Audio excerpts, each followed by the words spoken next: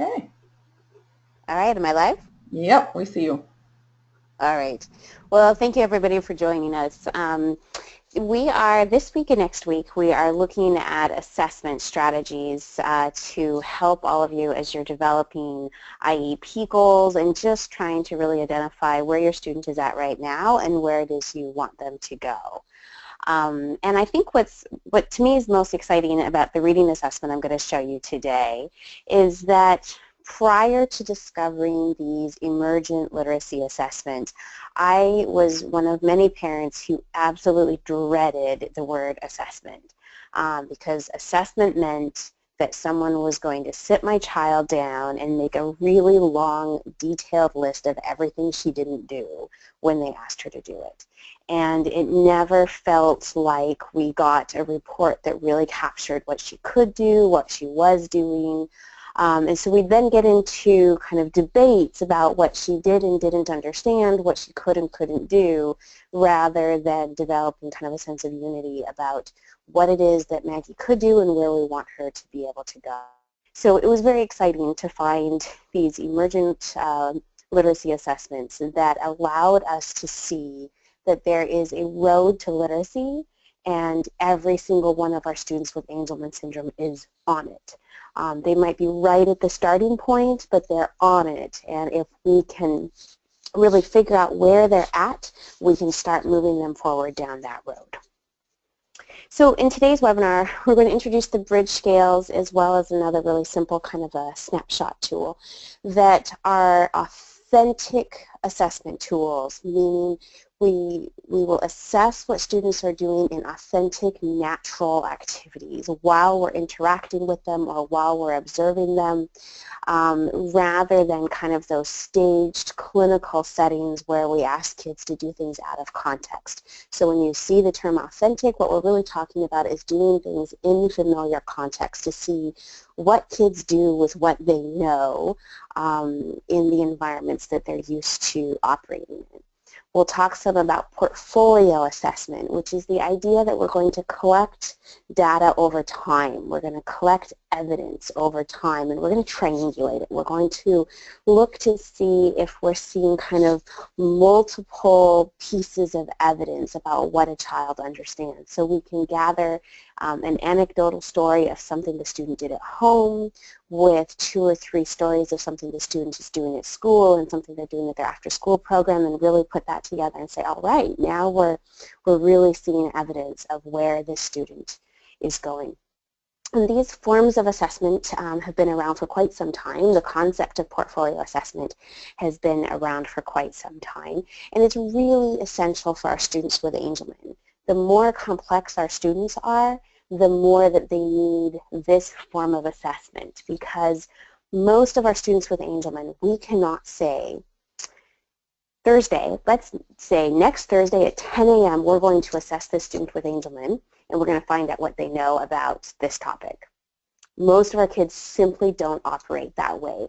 Their motor planning challenges, their language challenges, their just their ability to operate their bodies, respond to the world around them, it fluctuates so much. It's so dependent on whether they slept last night, whether they've been eating, whether the stars aligned that day or not, whether their seizure control is good or not. And what we find is that if we can gather data anecdotally, but really in an organized, methodical way, but we can gather it over time, we get a much more authentic picture of what's going on with the student, what the student knows and what they're working on learning, than we do if we just try to get a snapshot.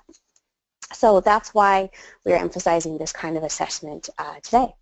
We're going to provide lots of examples about how this kind of portfolio assessment really helps us capture an accurate description of a student's baseline, so we can establish developmentally appropriate goals and monitor their progress. And we're going to do a little bit of distinguishing between how we teach a skill and how we assess it, because that's really the most common question I get from school teams as they've completed the bridge and as they're working their way through this, is they'll see different skills, and trying to figure out how you teach a student something versus how we test if they've learned it are really two different things. So that'll hopefully make more sense by the end of the webinar. So today's webinar in Maureen's 5 Steps framework is really just introducing some new tools to you. We're going to spend a few minutes on Kathy Stogler's literacy rubric because it's just such a lovely snapshot of early literacy behaviors, but we're going to spend a lot more time on the Bridge observational rating scales that come out of the University of North Carolina at Chapel Hill. And the foundation of all of this is that literacy understandings begin to develop from birth, if not earlier. So if you've ever known someone who played music or sang or talked to a baby before it was even born, then whether that person knew it or not, they believe that literacy and language develop even before birth. And we think of emergent literacy as that period of time, all of the understandings and knowledge and behaviors that develop before kids start formal schooling. So you might think of it as the literacy that develops from birth until, approximately kindergarten. Emergent literacy development is something we can see, that's something we can observe in the behaviors of children. What children do with print, what they do with books, what they do with pens and markers and crayons. All of these things tell us what it is they understand about literacy long before they've even learned the language of things like letter versus word, right? So even before kids can talk about what they do, we know, we can simply observe them. And we know that these behaviors are not a reflection of their innate ability. There are all kinds of children with no disabilities at all who arrive at kindergarten with very little in the way of literacy understandings. So for a variety of reasons, they might come from homes where there aren't books, where there aren't models of newspapers, where there aren't models of writing, where they didn't see lots of people writing lists and reading text and making meaning from books.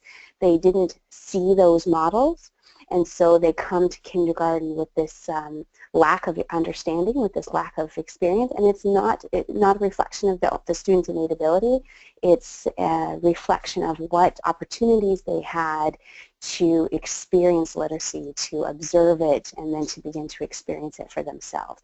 Similarly, our students with Angelman syndrome come to school by the time they're school age having experienced really big barriers to exploring literacy, to understanding literacy, and so their literacy development is delayed because of the nature of their disabilities. And we'll just talk a little bit about that today, but not very much.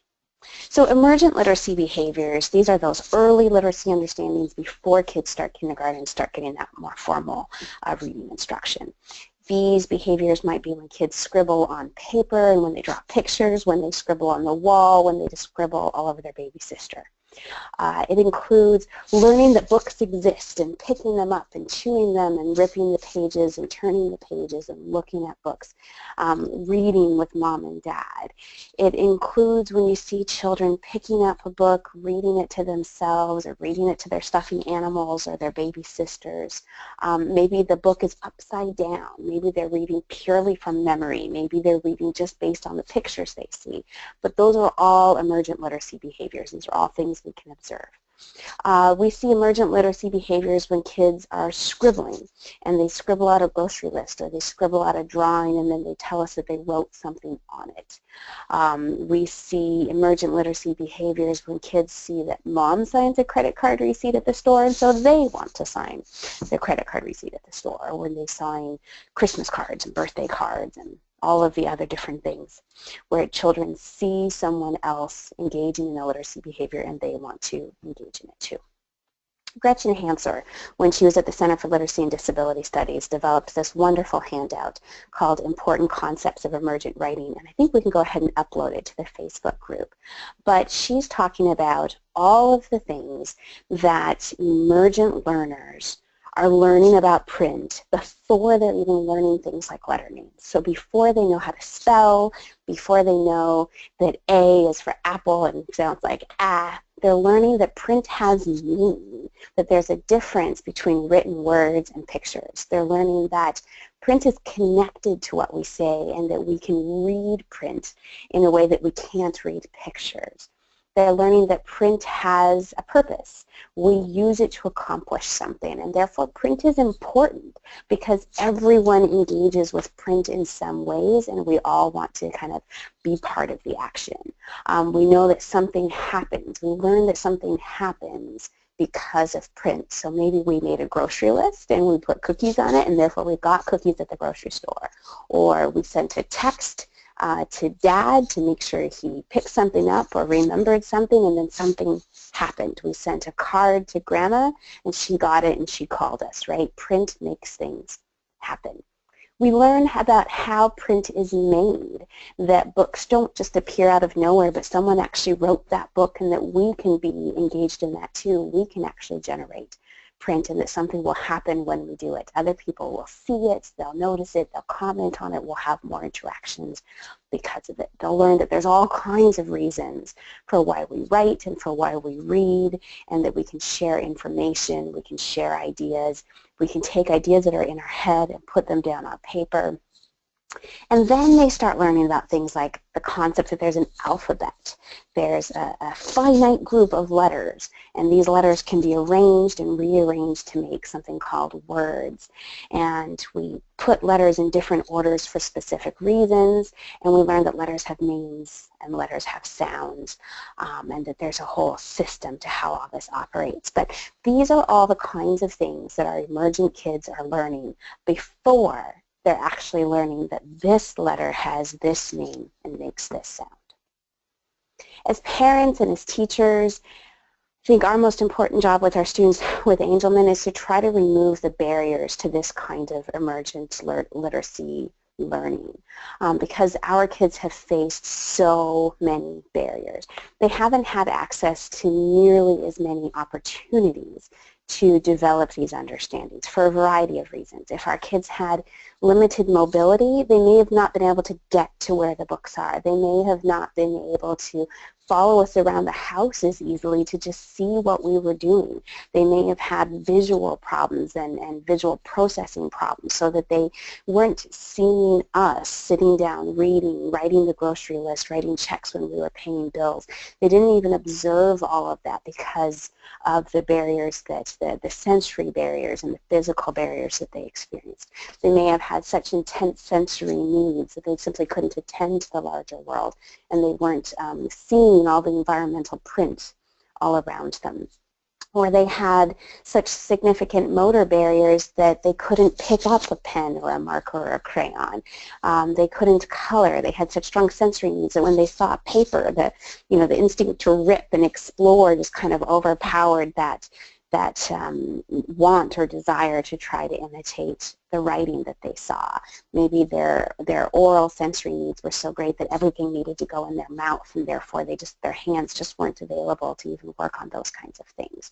Maybe they were still developing language, and so the storybooks just didn't yet kind of seem as relevant to them, and they were harder to engage, or they had problems with joint attention. So there's just all these massive reasons. Some of it is that when children have disabilities, we read to them less. All of the research shows us this. We talk to them less, we read to them less. So our behaviors as the adults around them actually restricted the opportunities and experiences that our kids had. Part of it's because we were so busy taking them to doctor's appointments and therapy appointments. There are so many other time-consuming things associated with their disabilities that we didn't create the same opportunities and experiences that we would have created for our kids if they didn't have Angelman syndrome. So there's just so much going on, and so it's completely predictable that our kids will have significant delays, and that we will have to go out of our way to kind of create that access and opportunity to the experiences that they need. But we know that our students with Angelman, when given opportunity and when given the access to these experiences, they make progress in their literacy understanding. Some make much faster progress than others, but all of our kids make progress when they get that access to opportunity. And you can kind of see here some of the spectrums of behaviors that we'll see with kids' books. So first, kids are learning that books exist, that books are fun, that books are something that they can touch and hold, and that books are different from their other toys. So they're learning first that kind of personal connection, that they love their books. They're learning the behaviors that are specific to books. So they're learning that blocks are something that we stack, light-up toys are something that we bang, and books are something where we turn the pages. Even if we haven't yet learned that books have a top and a bottom, and that books have words that we're going to read from front to back. Kids are learning that books are something that we do with other people, and they involve communication and talking, right? And there's huge barriers there for our kids because they didn't have that ability to talk about books. And so we have to make sure that we're creating those opportunities for them to be able to communicate about their books. But they're learning that books are social and that books are interactive. And so we've had a big emphasis throughout this whole series on the connection between language and words and communication systems and books. And this is why. It's because these understandings all develop together. This is a really simple snapshot tool that Kathy Stogler developed. It's available free on the website of the Department of Education for the state of Louisiana. I will upload it to the Facebook group for anybody who wants a copy. But what she does is kind of take 5 areas of beginning reading development. So she looks at phonemic awareness, concepts about print, word recognition, reading fluency, and reading comprehension. And she kind of gives us a roadmap of what those look like for our most emergent kids, where they're just beginning to develop some interest and awareness in that skill, versus now beginning to develop some skills to participate in it, to actually now recognize it, to demonstrate the skill, and begin to develop mastery. And so what you'll kind of see as you go along this rubric is that by the time we can sort of check the box for each one of these, that's really when kids are at the point where they're getting ready for early conventional instruction, the kind of reading instruction we start providing kids around first grade.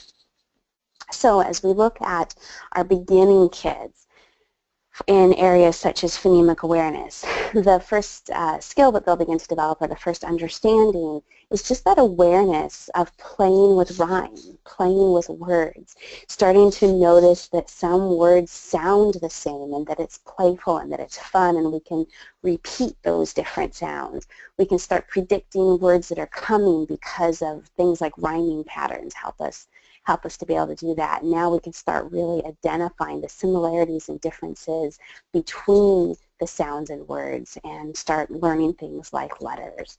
For concepts of print, we have to first learn that books exist and to be interested in reading books with someone else. And that's often something we really have to problem solve with our kids with Angelman. There's a kind of a, I would say maybe 20% of our kids are not quickly engaged with books, and we have to do a lot of problem solving before books become something that they show much personal interest in. My own child, Maggie, was one of those, so I've done a lot of problem solving about that. So if you have a student who's simply not shown interest in books, then that's a student I'd love to talk to you about. And then once kids are really engaged in things like story reading, now they start to attend to story reading and graphics without so many prompts, right? It's an activity that they really look forward to, and they now notice things about print, the properties of print, such as how it moves from left to right within a page, how it flows from the front to back and top to bottom in the book, and so on. Kids begin to develop skills around word recognition with first understanding that books have graphics, they have visuals, and they have pictures, and they also have text, and beginning to identify what those pictures or graphics are, beginning to recognize familiar words, beginning to recognize familiar environmental print, that sort of thing as they move through books. They begin to develop the early stages of reading fluency by becoming aware of repeated lines in a book such as Brown Bear, what do you see? Just that first awareness of that. And then they start to want to participate in that repeated line because they can now predict it, and they want to now engage more. And you can see just from looking at these what the barriers are that our kids have experienced to be able to even begin to access all of this. So, for example, without oral language, we may have not known that they were identifying pictures or graphics on the page, or that they were even aware of a repeated line in a storybook reading. Something that's just really handy about this tool, I'm just going to show you this version of it. In September of 2012, Maggie's IEP team, so this is my daughter Maggie, we completed this to just get a baseline of where Maggie was at, and we could see that she at that time did not show any apparent interest or enjoyment in rhyme play, which is fairly unusual for one of our kids with Angelman. But we just didn't see any reaction to those kind of rhyme play things. She did show some beginning interest or attention to book reading. She did show some beginning interest or attention to the graphics and pictures in books. She did not show any apparent awareness of repeated lines in a storybook reading, but she did show understandings of some spoken word and objects that she recognized from within her own experiences. So she scored a 3 on this scale out of a possible 25. I burst into tears when I saw that, because this was the first roadmap I had ever seen that told me where we needed to go next. This was the first roadmap I ever saw that said there is a road to literacy and Maggie is somewhere on it. So that was just an extremely exciting thing for me, because we had certainly never come across anything around early literacy that indicated that Maggie was developing those early literacy skills. In September of 2014, her IEP team sat down again, and taking everything they had learned about her and worked with her over the last 2 years, they now scored her at an 11. And I would say we're still very much consolidating that. I don't know that she's moved that much further ahead. I think she's really consolidating the understandings that she's developed over the last 2 years, but you can see where we're moving forward. You can just see what a really handy rubric this is to be able to show your school administrator, a teacher, a principal, or a parent kind of here's where we're at and here's where we're going. So this is just a really lovely kind of shorthand tool, and I will put it up in the Facebook group. Now, the problem with the literacy rubric is that kids can stay at one stage for a very long time, because this is really just a snapshot. It's not very detailed, and it doesn't capture those smaller improvements that we see over time, and that's really where we then turn to the bridge. The bridge was not designed for students with the most significant disabilities, and there's a bit of work going on to help make it more comprehensive for our students who have the most significant needs, but it's the best tool that we currently have for being able to measure literacy understandings in our kids with Angelman. The bridge is available for free from the Center for Literacy and Disability Studies website, and after I go through each item on the scales, we'll actually go to the website and take a look at what these materials are that you use this assessment over time. But it's available free from the Center for Literacy and Disability Studies. There's both a version of the bridge scales as well as a really detailed guide. It's excellent to help you know how to administer the bridge, know what each item is looking for. There's training tools such as a PowerPoint presentation. If you're trying to explain this to a group of other people, then each item on each scale has examples that you can all look at so that you have a common understanding of what it is you're moving through. So it's just a really priceless resource. And the copy of the bridge that you will download from that website looks just like this. So we're going to go across each item and just take a look at how it applies. For today's webinar, because we are focused on assessment for reading, I went ahead and skipped the 3 items that are specific to writing, because we've gotten into a little bit with writing development throughout the series, but we're going to go into it more in depth in a seminar, really in a webinar just specific to assessing writing and supporting writing development in our kids. So for today's purposes, we're really just looking at the reading portions. When we look at the bridge, the very first item looks at foundations of reading. So what does the student know about books? Do they appreciate books? What kind of print awareness do they have? What kind of story comprehension do they have? So we look at, is the student exploring books? Do they have any form of interaction with books? Do they know books exist? Are they browsing book pages? Because that tells us that they know that a book we do different things with a book than we do with an iPad, than we do with blocks, than we do with Play-Doh, right? Because we browse the book pages. Have they begun to notice things like books have a top and a bottom? And if they look at a book, can they see that it's upside down, and do they actually try to turn it over? Do they make independent study of the book pages, which tells us, are they learning that we take meaning from books, that there's a story in books, there's meaning that's being expressed, and we really have to look at the pages. We don't just sit there and thumb through them, but we have to really look at the pages. Are they learning to turn pages appropriately, and are they learning to recognize books by their cover? Something we've really noticed with our kids with Angelman is that they learn to recognize their books by their cover long before they tend to have the motor skills to hold a book appropriately and really turn pages appropriately from front to back. So don't be surprised if you see uneven development this way. What that tells us is that, so for example, if we have a student who knows books by their cover and loves their books, but they're not showing these other book behaviors, then we need to make more accessible versions of books. Then we know that it's really the motor demands of what we do with books that's holding the back. And if we can get books on an iPad or on a computer, books where we turn pages with a mouse, then we might have, we might see a sudden explosion in skills, because chances are the student cognitively understands what to do with books, but it's the motor aspect that's holding the books, holding them back. So the way that we teach these foundations of reading is we do lots of reading, right? So shared reading is when we sit down with kids on our laps or next to us and we actually read a book together. We do think aloud. So we talk about books. We pick up a book and it's upside down and we say, oops, it's upside down. And we turn it over and hold it right side up. And we look to see, are they noticing? If we pick up a book and it's upside down or it's backwards and we don't fix it, are they looking at us like, Mom, you're crazy. You can't read a book like that.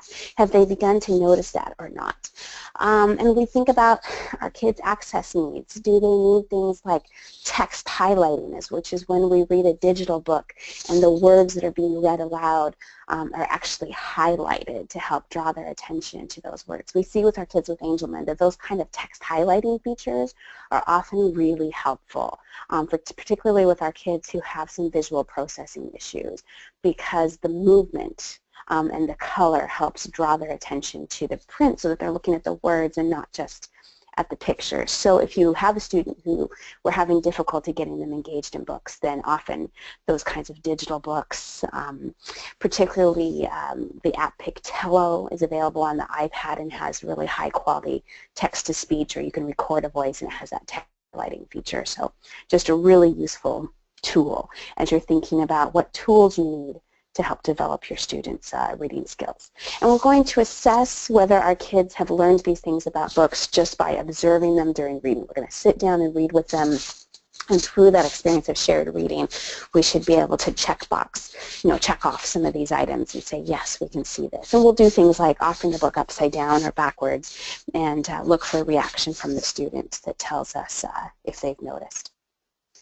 Next, the second item on the bridge, or the second scale, looks at how does the student interact with symbols and print. So do they currently communicate a choice of a story, a song, or a rhyme using something, a picture, a symbol, or an object? So this can be even picking a book and handing it to you tells us that they're beginning to communicate a choice of story. So this can be a non-symbolic way of communicating their interest in books. Beginning to recognize print means now they're beginning to use some kind of symbolic way.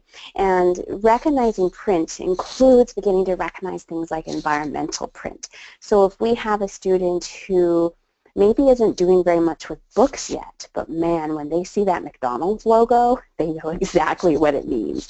Or they see that YouTube or Netflix logo and they know exactly what that means. Then that tells us that they really are visually attending to some forms of very high interest print. And we know that we're kind of getting on that road to getting their eyes on print.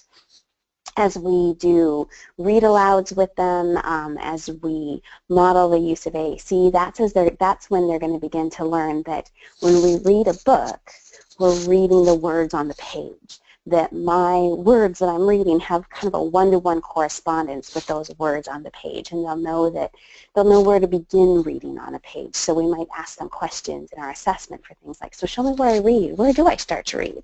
What happens if we pick up a book and start to read it halfway through? If we act confused, does the child do anything to indicate to us that they know what it is we're supposed to do? Throughout the series, we've talked a lot about using the child's communication system while reading, and we've offered a lot of homemade books that we've put up on Tar Heel Reader that just use certain words, our target words in a high-frequency way, that sort of thing.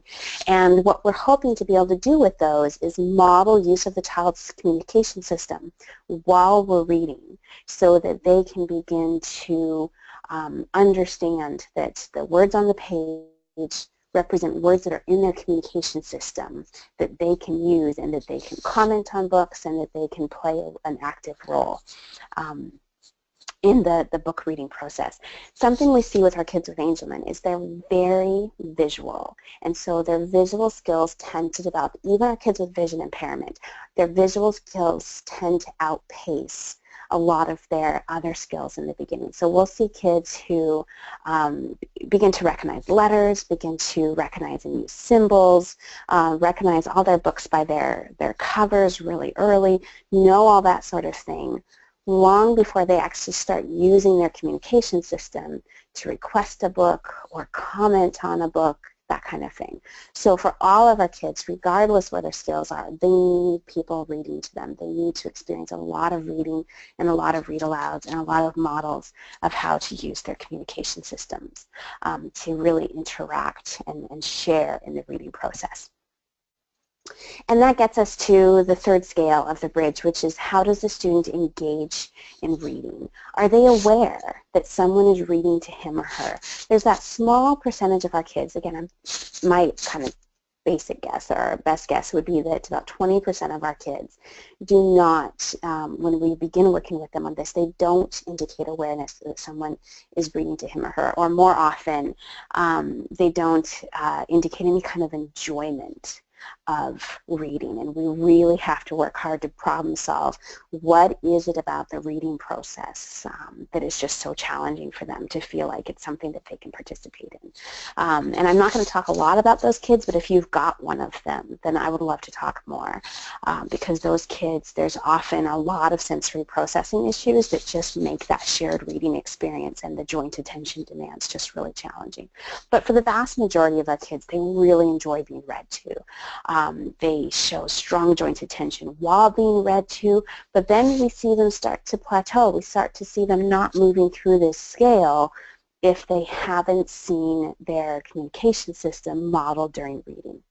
Because maybe they've been asked to point to the dog or point to this on the page, but they haven't actually seen a model of how to comment about the things on the page, how to act it out, how to ask someone else to act it out. We haven't problem solved how they could act out something that's happening in the book, and therefore, really engage with books more intensively. And so we don't see kids moving further down the scales until we really problem solve that, until we talk to them a lot during books using their communication system, and until we talk to them a lot about their inner voice and teaching them that they have a voice inside their heads and they can read a book and hear the words being spoken in their heads. Another thing we don't see a lot of in our kids is reading to other people, because they haven't had the oral language, they haven't had the oral speech to be able to read aloud. But learning that you can read to someone else and that you can retell a story and that you can read to an audience is really important. And so we need to problem solve that with technology.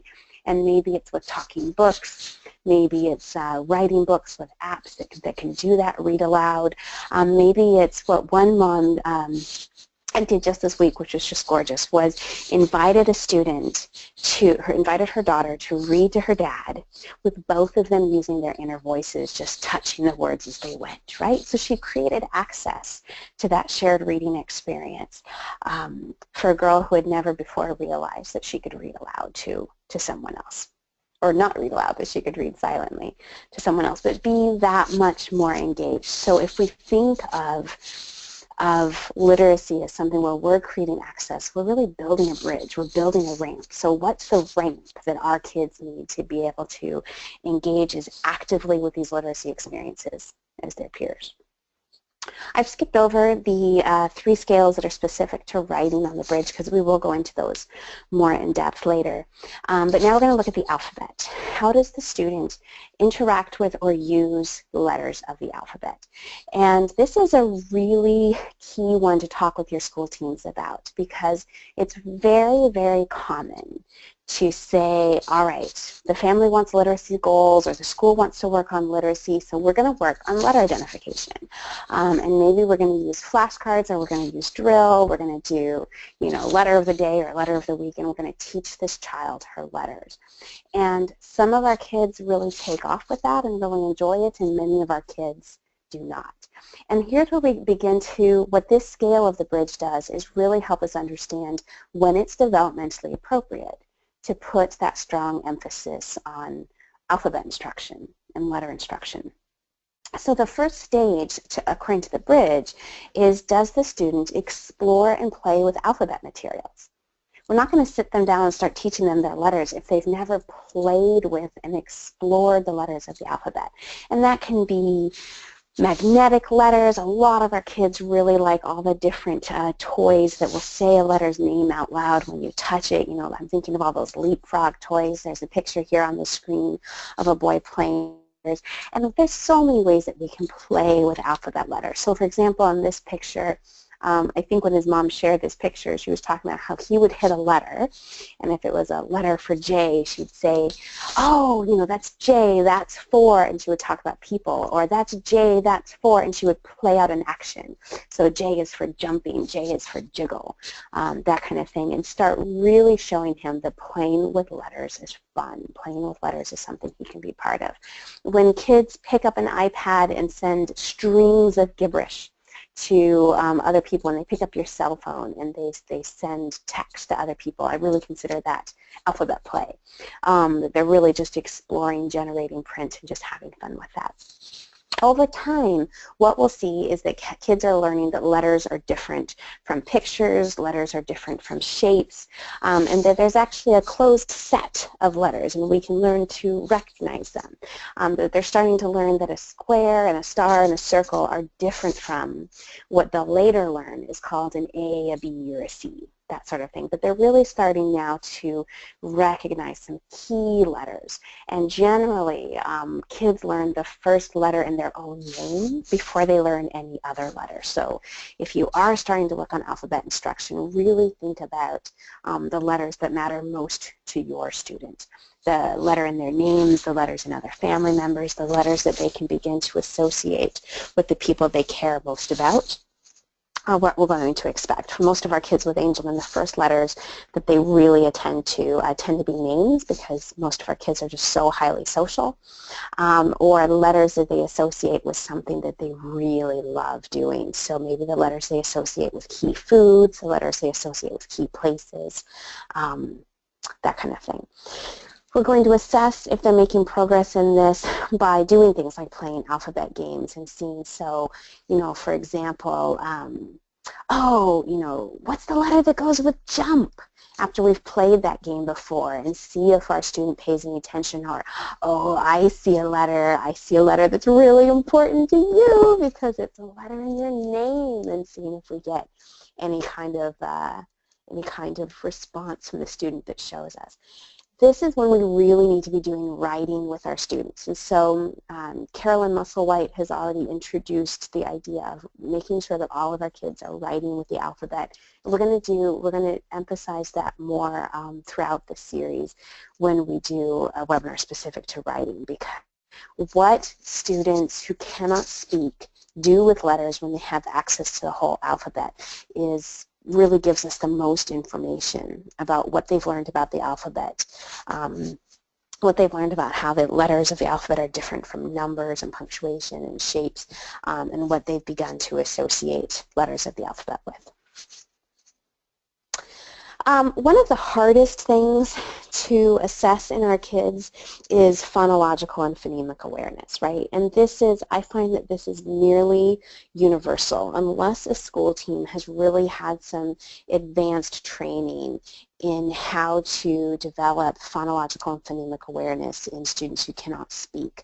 Then it's something that we all just really struggle with. So phonological and phonemic awareness is being able to really attend to and hear the sounds in language and be able to manipulate them.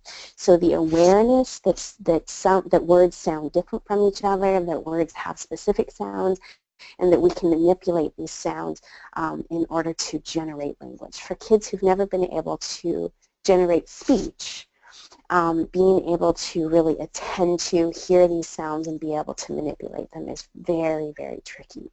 We're going to teach these kinds of awarenesses with things like clapping out their names. Maggie has 2 claps, right? Sam has 1. We're going to clap out their names, and we're going to clap out other high interest words so that they can start really attending to those sounds. We'll read lots of rhyming books. We'll make up lots of rhymes. You'll have noticed all throughout this series, as we've introduced each new set of Core 4, Caroline Musselwhite has written some rhyming books for us. The whole reason we do that is that we're trying to develop our kids' phonological and phonemic awareness. We're going to write a silly alliterative sentence such as, you know, Maggie the messy mouse made many muffins, right? So every time we play with words that way, whenever we put together a whole bunch of words that sound the same or that end the same, we're really starting to draw kids' attention to the sound in language. So we're going to observe them during these activities. We can start doing some sound sorts, right? So does this sound the same or does it sound different?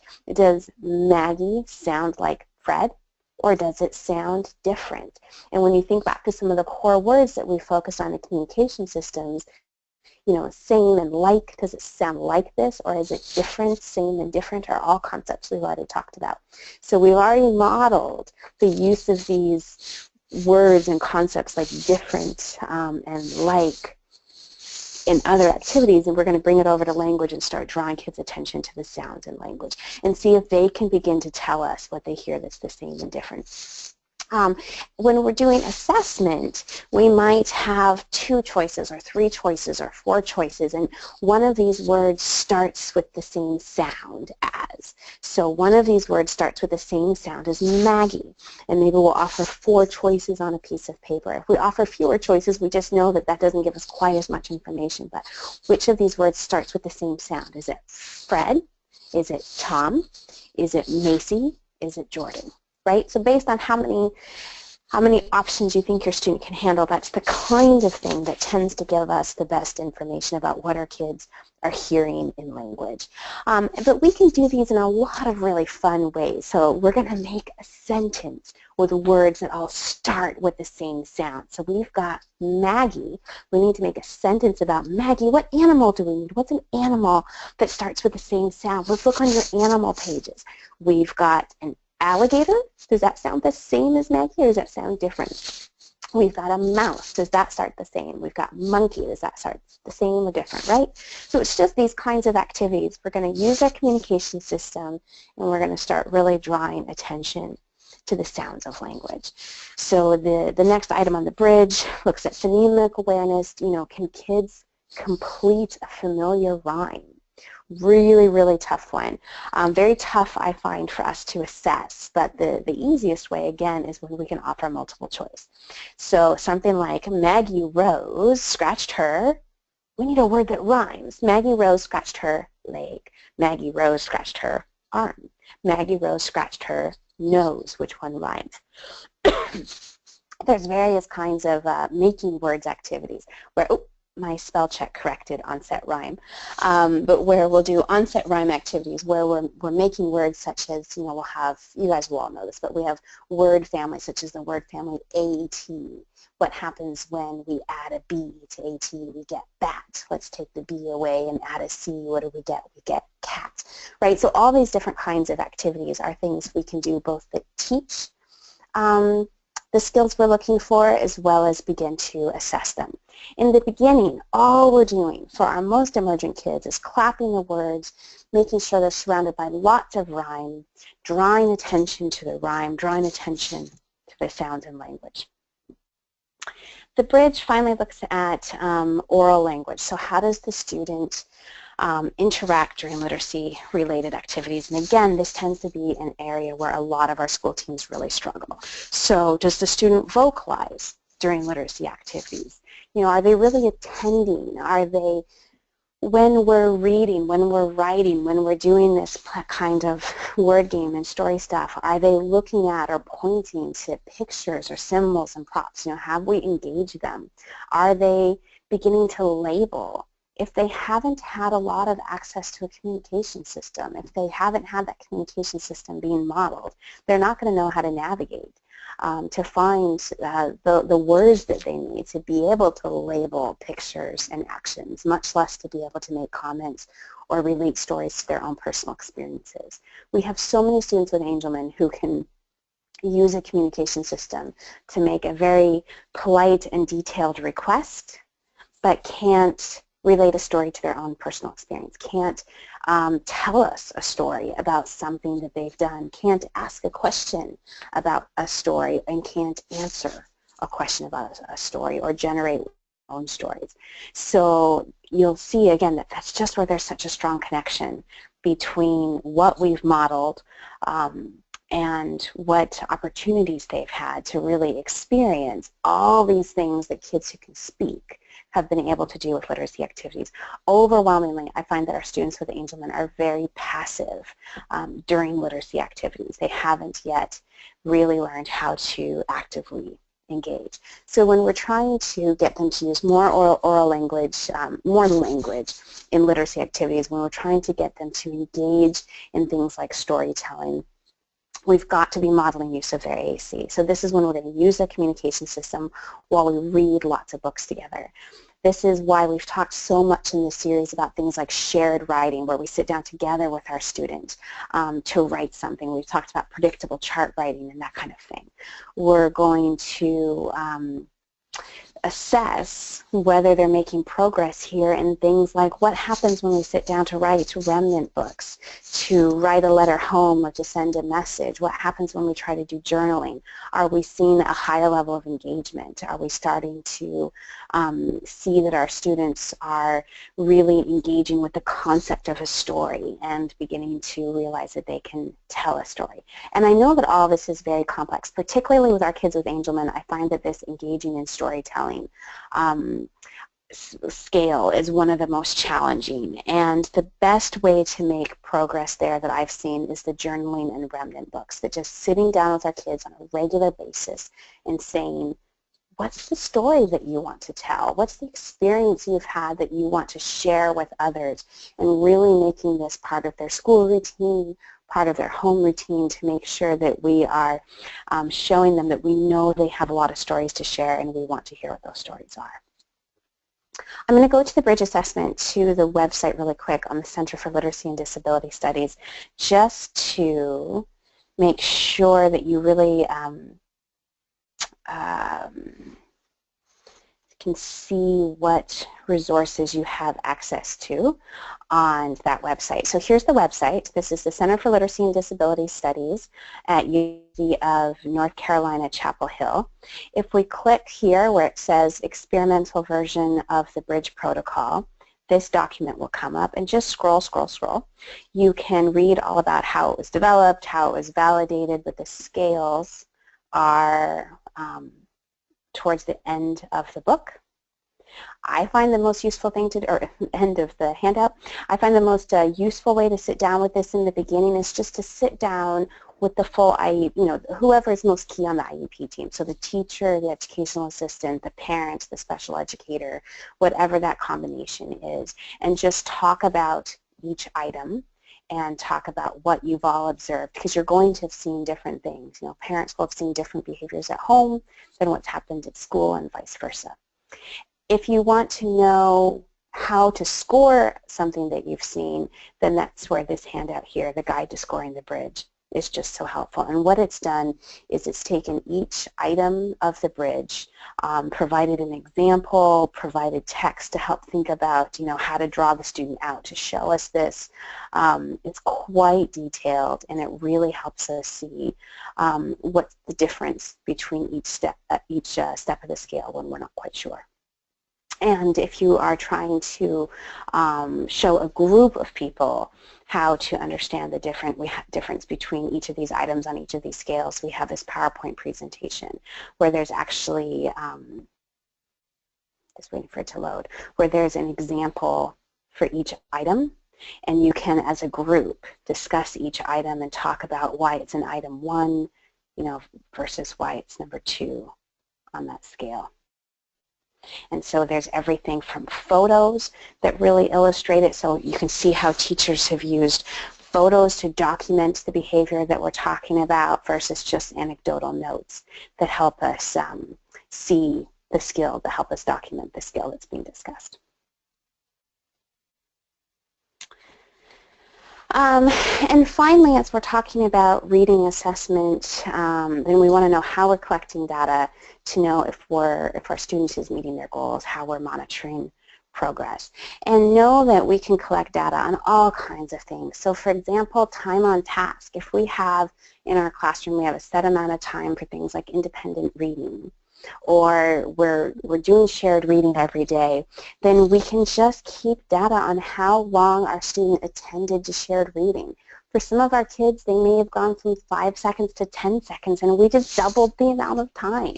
For other kids, we're looking at going from 2 minutes to 5 minutes, right? So we just really need to be thinking about how we're going to maximize their experiences and their opportunities, and often it's things like how long did they engage, and what did we do different? What did we do different that got them to engage longer?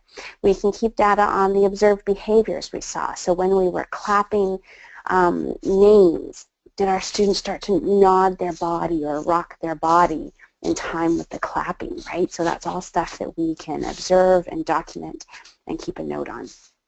I find it's really helpful to have some kind of scale to talk about it. So if I can say, for example, that my student was really engaged with, completely forgetting the example I was going to provide, but just shared storybook reading. I can first look at what level of participation did they demonstrate. Some of our students, for example, maybe we've been modeling a communication system, we've been modeling their pod, we've been modeling their Proloquo or whatever other system they have, but before we can get them to actually comment on anything in a page, we have to touch their hand or touch the page, make some kind of gesture to their system, or we verbally prompt them versus they independently initiated their participation. So we can set goals that our students will participate more often during shared reading, and we can actually code, as we're keeping data, when the student participated, what level of prompt did it take before they participated, and we can set goals around more independent, more initiated. Obviously, we want to have as little physical prompt as possible, unless we're using a physical prompt, because with some of our kids with their motor planning issues, sometimes just touching the hand or touching the elbow, touching the shoulder just kind of helps them activate that movement. Sometimes the gestural prompt of reaching towards something helps activate movement. But what we want to see is obviously a higher level of participation. And we want to see a higher level of engagement. So maybe the student sits quietly with us for 10 minutes during shared storybook reading, but only demonstrates awareness. Well, showing us some kind of response, such as enjoyment or even refusal, is a higher level of engagement than just being aware of us. Really Sharing and engagement, really looking at the pages, trying to turn the pages, touching the pages, is a higher level of engagement than simply sitting next to us with a smile on their face, right?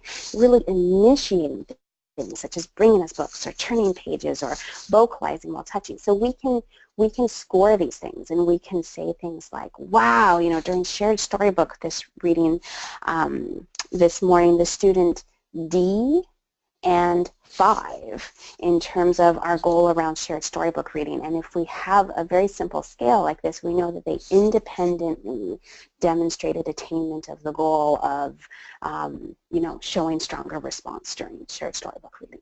Whereas if it was A and 2, then even with a physical prompt, they either provided a response or they refused. Or it was A and 1, then it required a physical prompt just to get them to demonstrate any level of awareness that we were even doing this. So I hope this makes sense. This is just, we've mucked around with this with a bunch of different school teams trying to come up with a system that works best. But what we find is that not just collecting data on did the student do something, but really being able to collect in a very simple, very fast way what level of participation did they show, what level of engagement did they show is just really helpful.